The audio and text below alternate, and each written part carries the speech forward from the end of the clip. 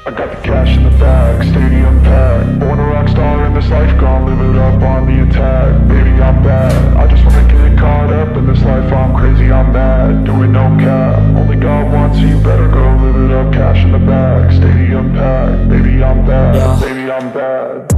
I just wanna stay bad, stay mad. Chip on my shoulder cause they treat me like an outcast. I ain't gonna take that, stay back. I'll be swinging hard till the hits come in all caps. I ain't gonna lay back, pray that someone's gonna help me. Ain't nobody like that.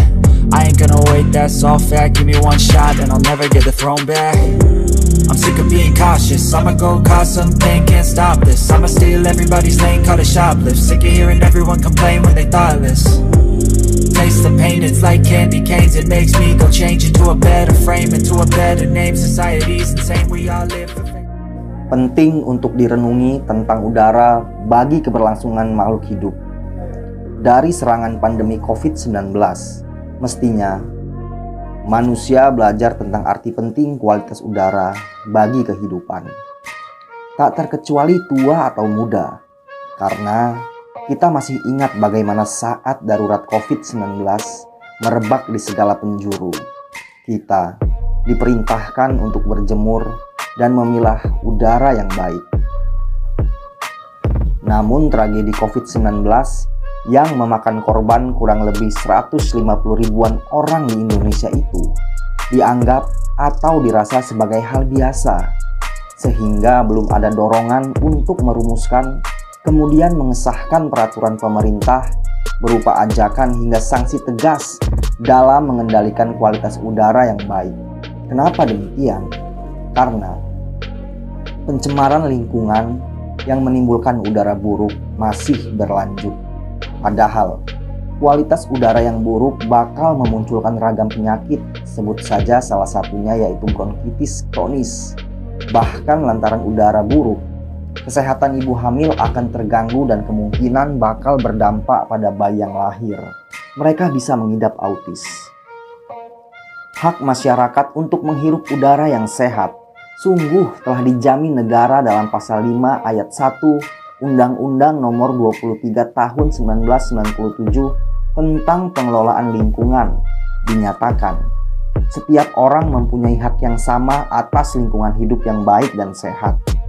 Namun praktik di lapangan masih terjadi pencemaran lingkungan yang dilakukan perusahaan industri kepada warga yang bermukim di sekitarnya. Seakan-akan kualitas udara yang buruk bukan ancaman berarti.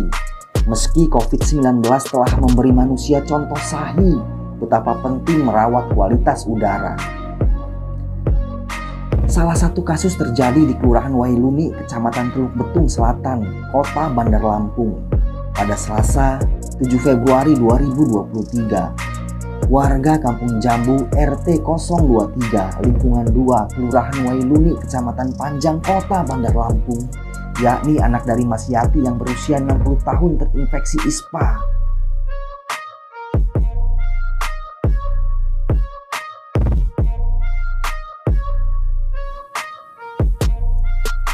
Selain Roni, warga yang akrab dipanggil Entin yang kira-kira usianya 60 tahunan juga menderita sakit yang sama.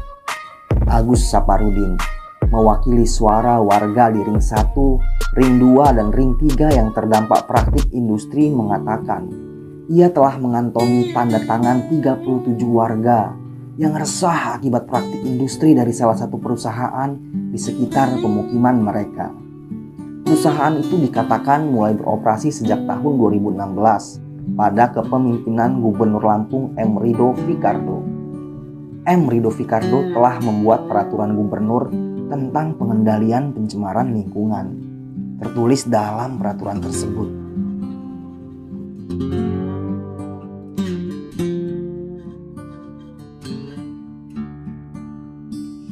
dalam pasal 28 angka 1 bab 11 juga tertulis,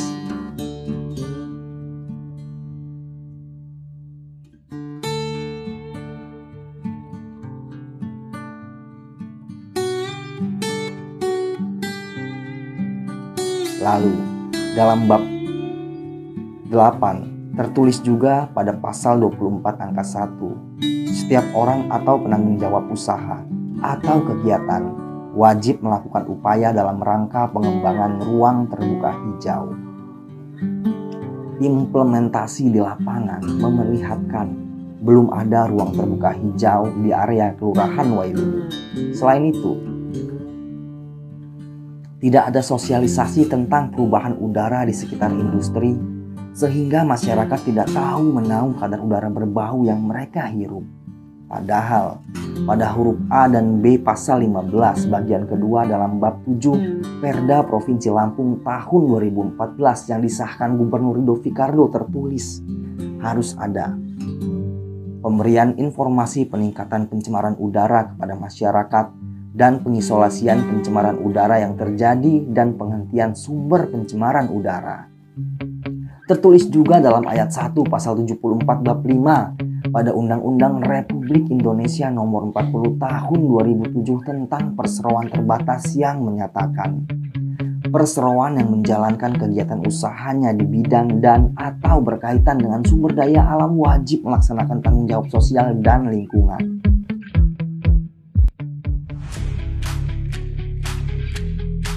Disebutkan juga dalam ayat berikutnya, bagi perseroan yang tidak melaksanakan tanggung jawab sosial dan lingkungan akan dikenakan sanksi sesuai ketentuan peraturan perundang-undangan. Namun dalam undang-undang maupun peraturan Presiden nomor 47 tahun 2012 belum ada sanksi tegas. Barulah ada sanksi tegas teguran hingga penghentian izin perusahaan pada peraturan Gubernur Lampung M. Ridho Fikardo khusus di daerah Lampung tentang pengendalian pencemaran lingkungan di provinsi ini. Akan tetapi hingga masyarakat di sekitar area perusahaan industri itu menderita penyakit ISPA, perusahaan belum memberikan kompensasi ataupun melakukan sosialisasi terkait kualitas udara di kelurahan tersebut. Paling enggak sampai berita ini dipublis. Keras, Agus Saparudin menyampaikan aspirasinya. Ia sendiri menganggap dirinya sebagai perwakilan masyarakat yang tertindas lantaran praktik industri. Dikirimkannya surat berisi aturan undang-undang terkait pengendalian pencemaran lingkungan kepada Wali Kota Bandar Lampung Eva Duyana, kepada Inspektorat Kota Bandar Lampung, Majelis Kehormatan Dewan DPRD Kota Bandar Lampung.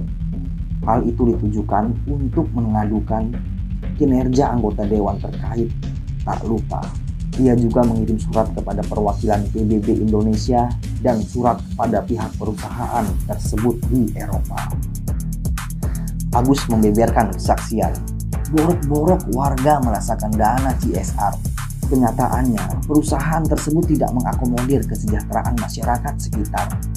Hingga ia melayangkan surat kepada ragam stakeholder, belum ada warga sekitar yang menjadi karyawan di perusahaan tersebut. Meski dikatakannya, warga setempat, terutama di Ring 1 kerap mengisap dan memandang debu batu bara serta aroma sangat tak sedap akibat produksi biodiesel perusahaan tersebut. Masyarakat Wailuni butuh kompensasi berupa jaminan kesehatan untuk berobat dan melakukan check up rutin jika perusahaan itu terus beroperasi. Welcome to my party, we're just getting started. A life is a dream or a nightmare starring. Hand me a drink cause I think I'm going all in. Get me a shrink who can catch me when I'm falling. Cover up my scars, flip the handlebars. Crashing in my car, wake up in a bar. I'll be a superstar, just on my avatar. This world is so bizarre, empty out the reservoir. Yeah. Anggaran dana CSR sekitar 2-3% dari total keuntungan yang diperoleh perusahaan setiap tahun. Tujuan CSR dalam pembangunan ekonomi berkelanjutan adalah untuk meningkatkan kualitas hidup masyarakat serta lingkungan yang bermanfaat. Pemerintah harus benar-benar turun tangan. Dewan Perwakilan Rakyat pun mesti terjun mengawasi eksekutif yang melakukan pengawasan dan memberikan sanksi tegas terhadap perusahaan industri serta lingkungan sekitarnya. Bila perlu, MKD juga ikut mengawas kinerja legislatif dalam mengawal kepentingan sosial dalam pencemaran lingkungan ini. Diketahui dari riset, Perusahaan yang dimaksud Agus Saparudin memproduksi bahan mentah pertanian. Perusahaan ini ada di Indonesia sekitar tahun 1999 dan sudah didirikan lebih dari 170 tahun.